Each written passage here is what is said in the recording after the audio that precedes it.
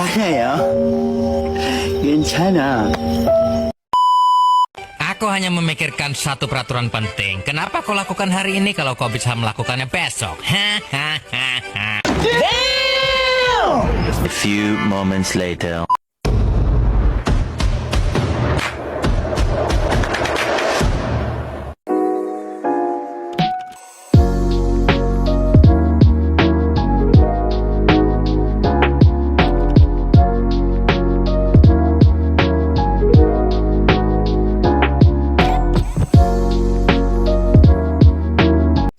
Oke, nah kali ini tuh aku mau bahas tentang bawang merah. Siapa sih yang nggak tahu bawang merah ya kan?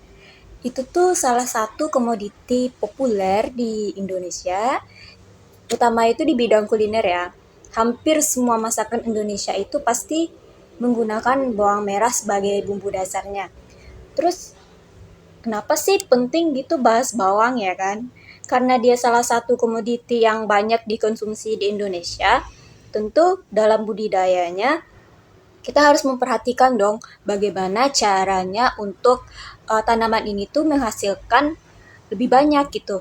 Nah, dalam budidayanya sendiri ada tuh kendala dan gangguan dari baik dari hama maupun dari patogen. Nah, patogennya itu salah satunya adalah Xanthomonas axonopodis PV alii, yang mana patogen ini tuh dari golongan bakteri yang menyebabkan penyakit hawar daun bakteri pada bawang merah. Sebenarnya ada banyak sih patogen yang menyebabkan penyakit pada bawang merah, namun di sini aku ingin berdiskusi tentang Xanthomonas axonopodis PV alii ini karena salah satu sifatnya yaitu tular benih, yang mana dapat ditularkan melalui benih. Nah, emang bawang merah itu benihnya apa? Bawang merah itu benihnya yang itu loh, yang bawang merahnya itu yang benih. Karena dari bawang merahnya itu kita dapat menumbuhkan individu bawang baru kan. Nah, arti dari benih itu adalah bagian dari tanaman yang bisa menjadi individu baru gitu. Nah, gimana sih gejala dari penyakit hawar daun oleh Xanthomonas ini? Sebenarnya antara hawar daun penyebab hawar daun pada bawang itu bukan hanya Xanthomonas aja ya, tapi ada yang namanya Pantoea ananatis. Nah, Pantoea ananatis ini gejalanya itu mirip sekali dengan gejala Xanthomonas axonopodis ini, yang mana gejalanya itu berupa bintik berwarna putih pudar dan adanya daerah water shocking.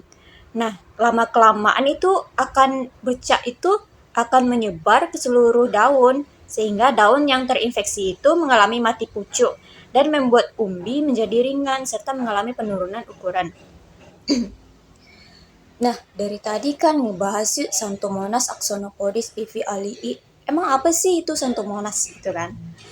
Xanthomonas itu satu jenis dari bakteri yang bersifat sebagai patogen atau penyebab dari penyakit ya, khususnya pada tanaman.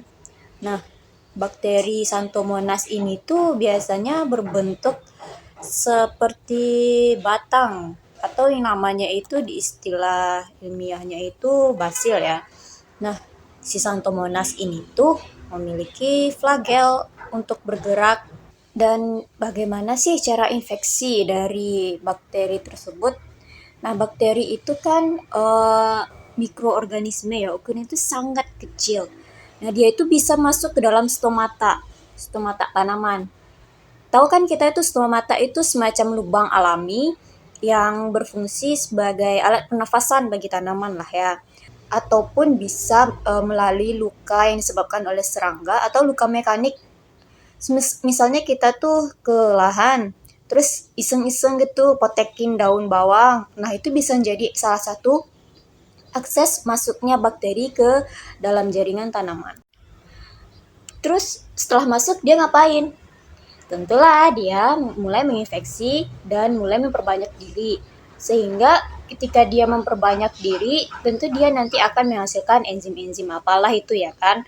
Terus di area sekitar infeksi tersebut akan membentuk bercak berair yang tadi itu, yang water shocking itu atau gejala bercak tadi itu terjadi karena awal dari infeksi bakteri tersebut. Nah, selain penyebarannya itu melalui benih ya, penyebaran antar tanaman itu di lapangan dapat terjadi dengan beberapa bantuan dari lingkungan seperti percikan air hujan. Gimana tuh bisa percikan air hujan menyebarkan penyakit antar tanaman? Gini loh, bakteri itu kan tadi dia membentuk atau menghasilkan eksopolisakarida yang berbentuk lendir ya kan.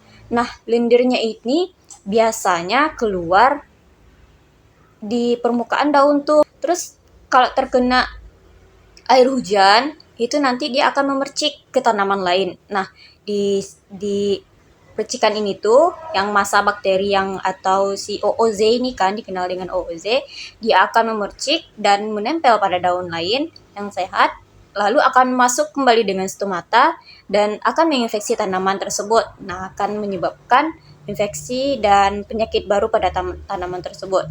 Nah, selain percikan air hujan, ada juga embun, sama itu mekanismenya.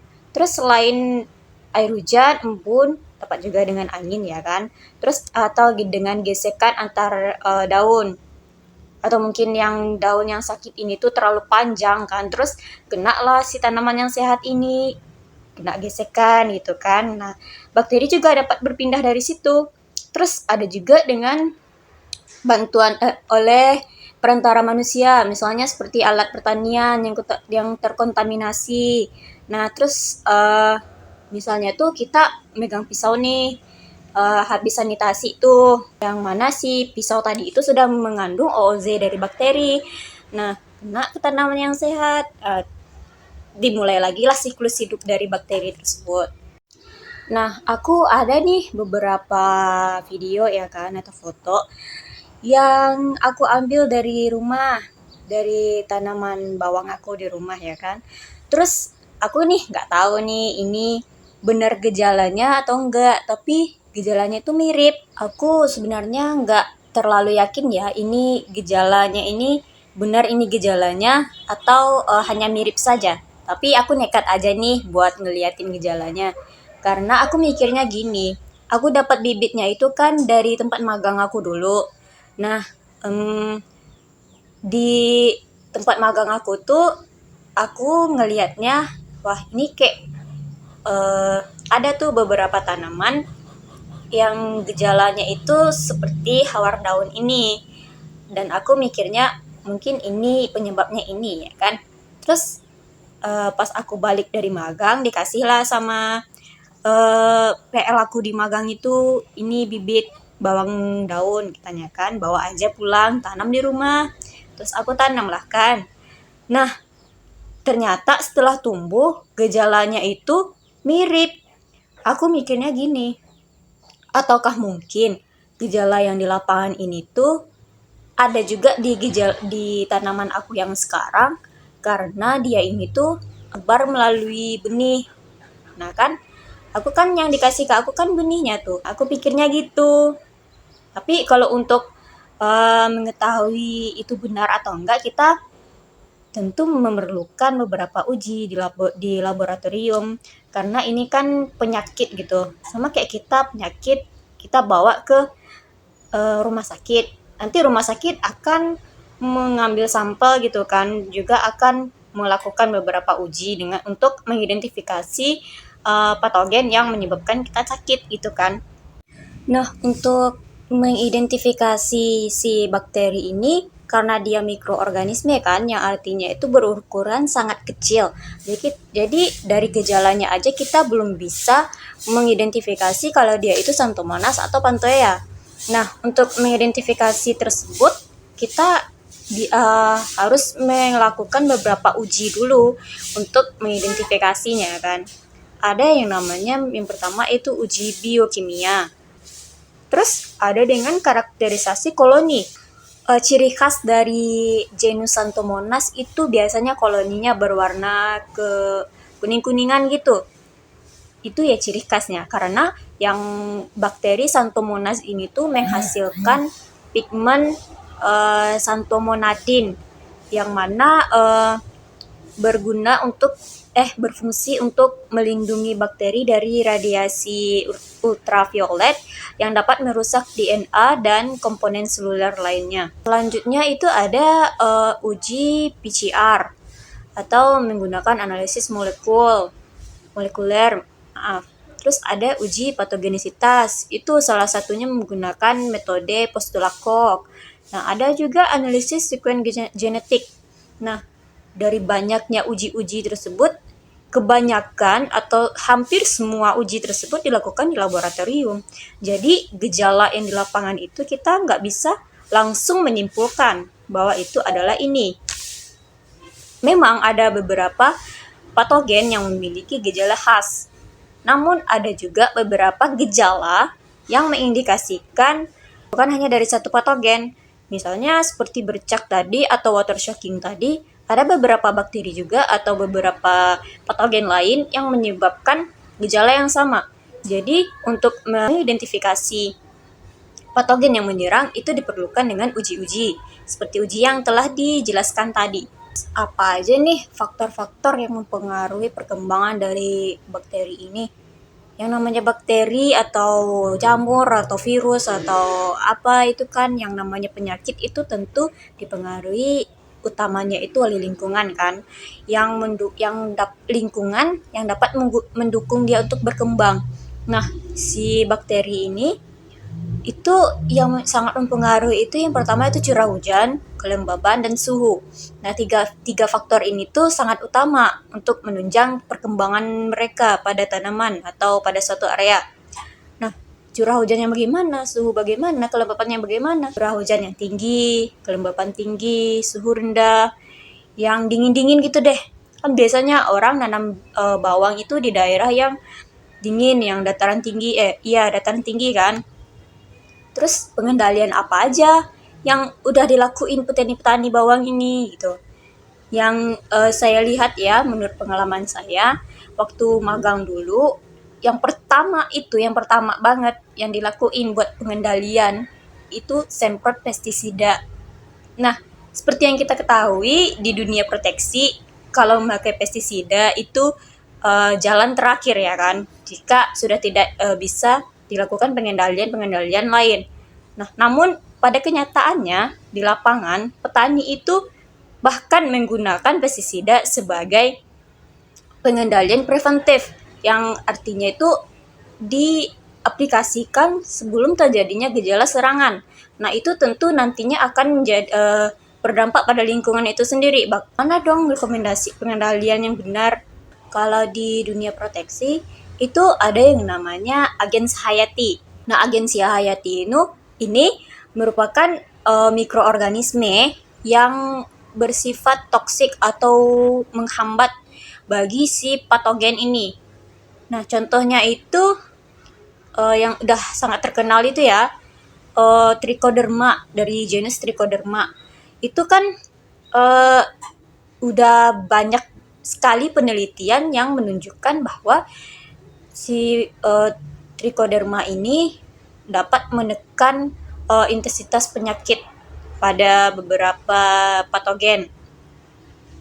Nah, terus selain Trichoderma apalagi? Itu ada Actinobacter, yang mana biasanya Actinobacter ini tuh digunakan sebagai PGPB atau PGPR.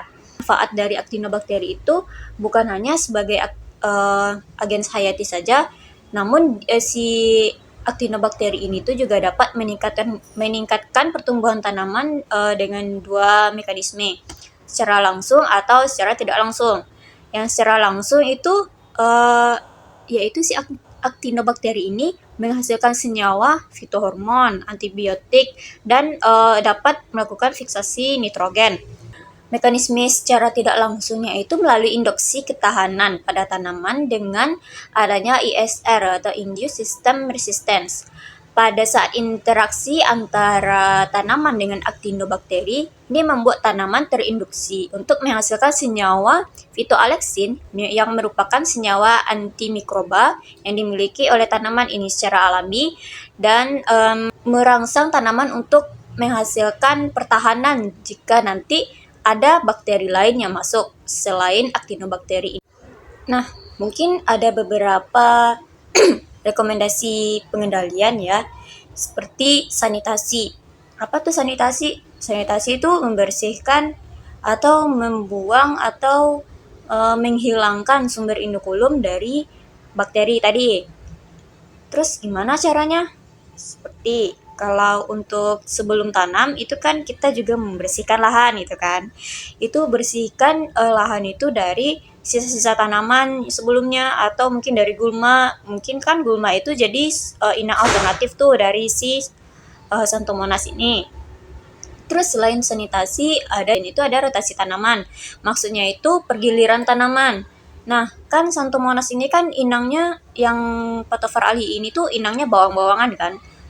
Terus kita rotasinya dengan apa? Dengan tanaman yang selain bawang atau selain inang dari Xanthomonas tadi.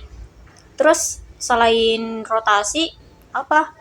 Gunakan bahan organik. Nah, pada pengolahan tanah atau pada masa budidaya itu gunakan bahan organik seperti kompos atau pupuk kandang atau pupuk-pupuk organik lah yang mengandung mikroorganisme baik di dalamnya.